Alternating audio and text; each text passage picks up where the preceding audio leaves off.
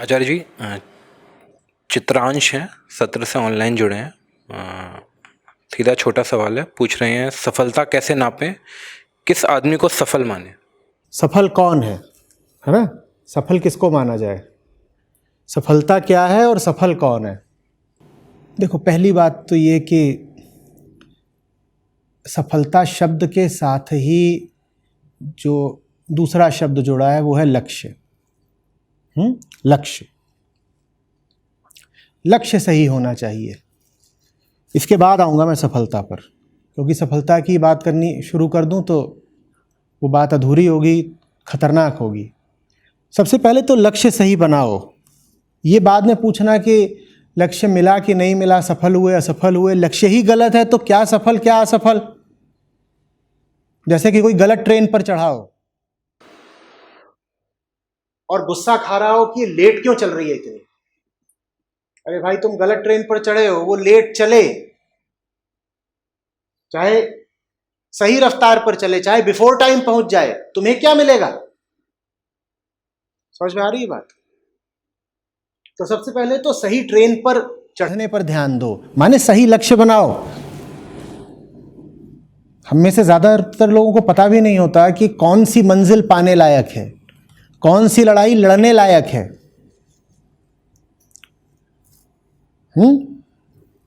बेहोश मंजिलों की तरफ भागते रहते हैं और अंधी लड़ाइयां लड़ते रहते हैं, और उसी में अपने आप को कभी निराश कर लेते हैं ये बोलकर कि अरे असफल हो गए, और कभी पीठ थपथपा लेते हैं कि हम तो सफल हो गए, पार्टी है भाई, पार्टी है। भाई, ट्रेन पहुंच गई ना एक स्टेशन पर, पार्टी दे रहे हैं। ये सवाल कभी पूछेंगे ही नहीं कि जिस स्टेशन पर पहुंची है वहां तुम्हें होना भी चाहिए था, तुम यहां आए ही क्यों हो, ये मंजिल तुम्हारी कैसे हो गई, ये पूछेंगे ही नहीं। सही लक्ष्य क्या होता है? सही लक्ष्य वो होता है जो आपके भीतर की कमजोरियों को तोड़े, आपके भीतर जो कुछ ऐसा है कि खत्म होना चाहिए, लक्ष्य बनाओ जो उसे खत्म ही कर दे। मेरे ख्याल से कार्ल यंग का है, या आप लोग जांच लीजिएगा कि ये उक्ति है किसकी, कि कुछ ऐसा है कि where your fear is there your task is. किसका है? ठीक है, कुछ इस तरीके से है कि तुम्हारा काम वहीं पर है जहां तुम्हारा डर है। तो पहले क्या देखना है कि मेरे भीतर का डर, माने मेरी कमजोरी, मेरी गंदगी, मेरे झूठ, ये सब कहां पर है, और उनको देख लिया तो उससे निर्धारित हो जाता है कि तुम्हारा काम कहां पर है। वही लक्ष्य बनेगा। काम वो चुनना है जो तुम्हारे भीतर ही कमजोरियों को तोड़ दे। ठीक है, अब आते हैं सफलता पर। सफलता इस बात से तय होनी चाहिए कि आपने अपने लक्ष्य की तरफ कदम किन चुनौतियों का सामना करते हुए बढ़ाया, आपके सामने दिक्कतें क्या थीं, किन दिक्कतों के खिलाफ आपने अपनी यात्रा करी है। वो चीज तय करेगी कि आप सफल हैं कि असफल हैं। बात समझ रहे हो? उदाहरण दे देता हूं, सिर्फ समझाने के लिए उदाहरण। मैं ये नहीं कह रहा हूं कि आईआईटी में प्रवेश पाना जीवन का सबसे ऊंचा लक्ष्य है, पर कुछ समझाना है इसलिए दे रहा हूं।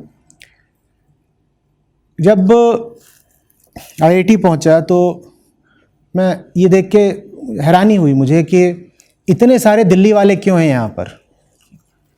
भाई, देश की जनसंख्या का कुल 1.5%, बहुत कहोगे एनसीआर ले लोगे पूरा तो 2% रहता है दिल्ली में, एनसीआर में। लेकिन 1995 में आईआईटी के बीटेक बैच में कुछ नहीं तो 15%, 20%, शायद 25% दिल्ली वाले थे। इतने सारे हैं, और उनमें से बहुतों की रैंक भी बहुत अच्छी अच्छी थी, टॉप 100 में बहुत सारे थे, और उनको देखूं तो ऐसा लगे नहीं कि इनमें कुछ इतना खास है, ना तो श्रम के तौर पर ना प्रतिभा के तौर पर। नहीं, अच्छे छात्र थे, इसमें कोई शक नहीं, नहीं तो उनकी इतनी ऊपर रैंक नहीं आ सकती थी, पर उतनी विशिष्टता उनमें दिखाई न दे जितनी उनकी रैंक थी। फिर धीरे धीरे मुझे समझ में आना शुरू हुआ कि शायद कोई उड़ीसा से है, उड़ीसा के किसी छोटे शहर से, गांव से, और उसकी रैंक आई है 1800। वो लड़का ज़्यादा सफल है बजाय उसके जो दिल्ली वाला है और उसकी रैंक आई है 18। बात समझ में आ रही है?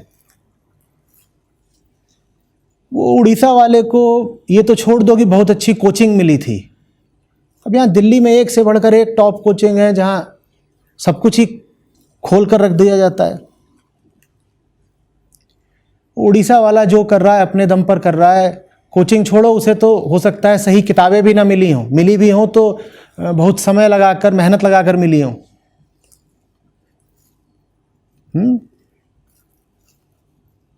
दक्षिणी दिल्ली का कोई लड़का है जो उच्च मध्यम वर्गीय परिवार से, बिल्कुल खाता पीता,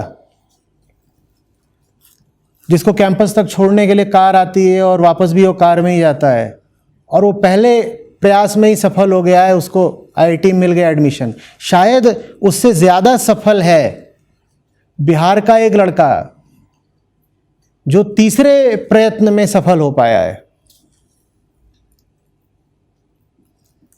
सफलता ऐसे नहीं देखी जा सकती कि कौन कहां पहुंचा। सफलता ऐसे नापिए कि किसने कितनी चुनौतियों का सामना किया आगे बढ़ने के लिए।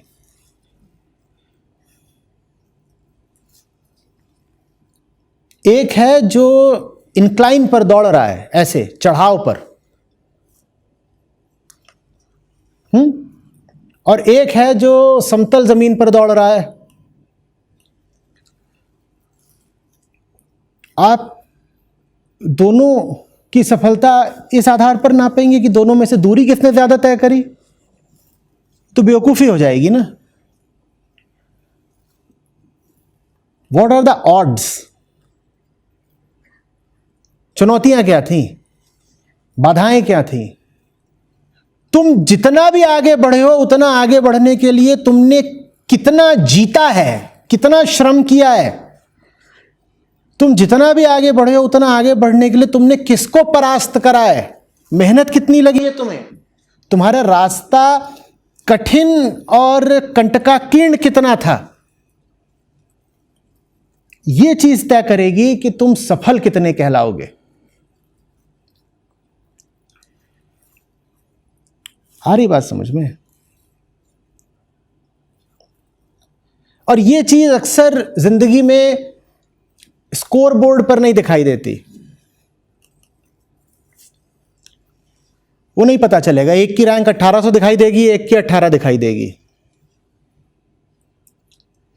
यह भी हो सकता है इस 18 रैंक वाले की ज्यादा अच्छी जॉब लग जाए। अच्छी से मेरा अर्थ वही है जो प्लेसमेंट में माना जाता है, पैसे। हो सकता है उसकी ज्यादा मोटी नौकरी भी लग जाए, उसकी भाषा, उसका कल्चर, ये सब कॉरपोरेट के लिए ज्यादा मजा हुआ होगा तो ज्यादा तेजी से तरक्की भी कर जाए। हो सकता है सब कुछ हो जाए, लेकिन फिर भी अगर जिंदगी की नजर से देखोगे तो ये 1800 रैंक वाला ज्यादा सफल होगा शायद। मैं ये नहीं कह रहा कि नियम ही है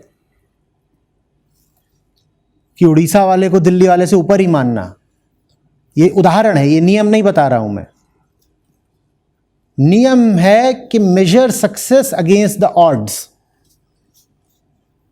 समझ में आ रही है बात? अपने आप से भी यही पूछा करो, जो कुछ मैंने पाया है कितनी चुनौतियों को हरा कर पाया है। अगर चुनौतियों को हराए बिना पा लिया है तो बेकार।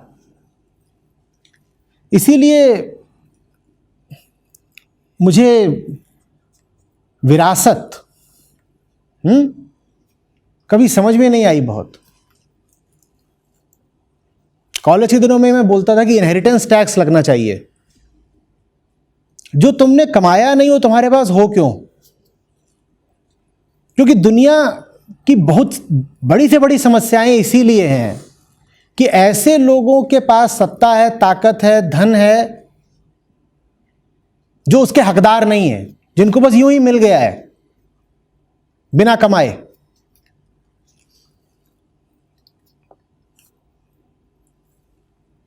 हम सड़क पर जा रहे होते हैं, बहुत ऐसा होता है बगल से कोई गाड़ी निकल जाती है और जिस तरीके से निकली होती है मैं कहता हूं ये इसके बाप की गाड़ी है पक्का, इसकी नहीं हो सकती। इसकी होती तो ये ऐसे चला नहीं पाता। और ये बाप की गाड़ी वाले ना बहुत दुर्घटनाएं करते हैं, सड़क पर भी और अस्तित्व में भी। दुनिया की अधिकांश दुर्घटनाएं, प्रतीक के तौर पर बोल रहा हूं, बस सड़क तक सीमित नहीं है मामला। जीवन की भी अधिकांश दुर्घटनाएं वही कर रहे हैं जिनको मिल गई हैं चीजें बिना कमाए। यही है दुर्घटनाबाज।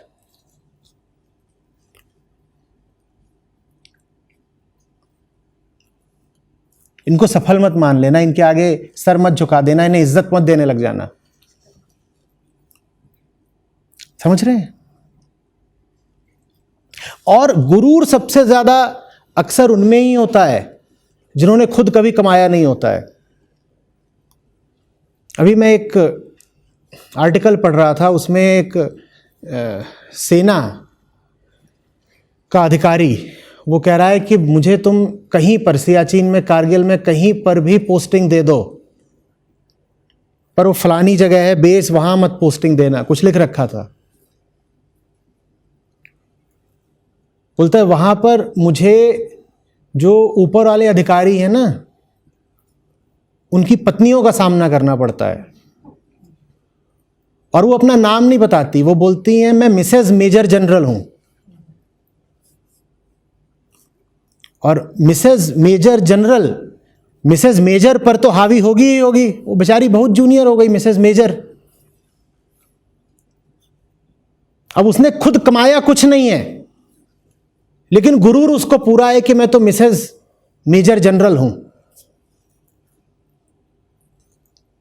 दुनिया में बहुत सारी जो तकलीफें हैं और विकृतियां हैं वो इसी चीज से हैं। हमको पता भी नहीं होता कि हम कितने ज्यादा असफल हैं। प्रकृति ने हमें कुछ दे दिया, संयोग ने हमें कुछ दे दिया, विरासत ने हमें कुछ दे दिया और हम सोचने लग जाते हैं कि हम तो बहुत सफल हैं, हम तो बहुत सफल हैं। जब मैं कह रहा हूं प्रकृति ने हमें कुछ दे दिया तो उसमें दोनों बातें आती हैं। आमतौर पर महिलाएं कहती हैं हमें अब रूप मिला है, हम इसी के आधार पर जिंदगी क्यों ना चमकाएं। इस रूप के दम पर ही अब हमें अगर इज्जत मिल सकती है और पैसा मिल सकता है तो हम तो इसी रूप पर पैसा कमाएंगे। और ये बात दिख जाती है और कम से कम कुछ लोग कहने भी लग जाते हैं कि इस रूप के आधार पर आप सम्मान की पात्र नहीं हो गई। लेकिन एक चीज जो दिखाई नहीं पड़ती है वो है पुरुषों को जो मिला है प्रकृति से। महिला को रूप मिला हो तो दिख जाता है कि अपने रूप की खा रही है, और पुरुष को अगर बुद्धि मिली है, मस्तिष्क मिला है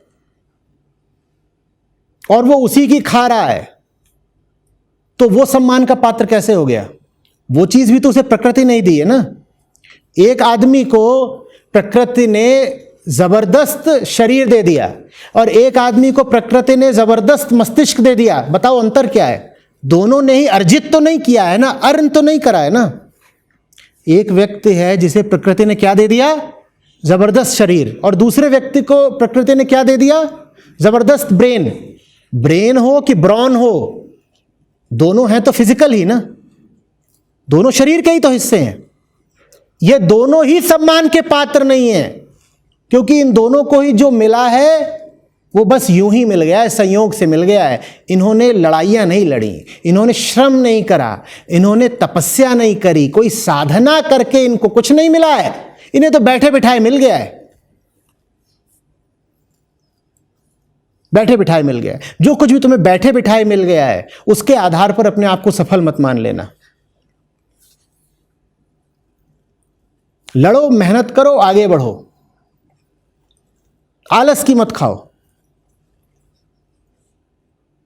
आलस की ही खाने को कहते हैं हरामखोरी। बैठे बिठाए मिलता जा रहा है, चबाते जा रहे हैं, और आंतरिक तौर पर भी अपने आप को बड़ा फन्ने खा मान रहे हैं, साहब हम तो सफल हैं, हम तो ये हैं, हम तो वो हैं।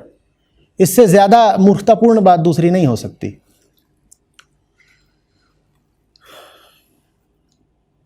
जब भी कभी जिंदगी में अपने मुकाम को देखें तो बार बार अपने आप से पूछें, यहां तक पहुंचने में वाकई मेरा कितना योगदान रहा है और परिस्थितियों का कितना योगदान रहा है।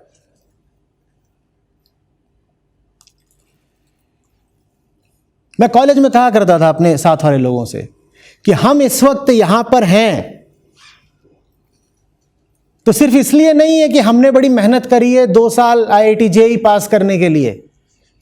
हम यहां इसलिए भी हैं क्योंकि बहुत सारे लोग, लाखों करोड़ों लोग ऐसे हैं जिनके पास संसाधन और शिक्षा ही नहीं थे कि वो ये परीक्षा लिख पाएं।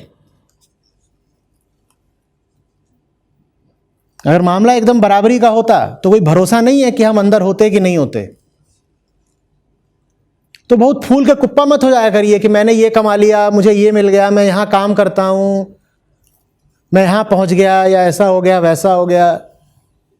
परिस्थितियों का बहुत बड़ा योगदान है आपको जो कुछ भी मिला हुआ है, और जो कुछ भी आपको परिस्थितिवश मिला है वो आपकी सफलता नहीं है, तो संयोग भर है, उसमें आप कहां से सफल कहला गए।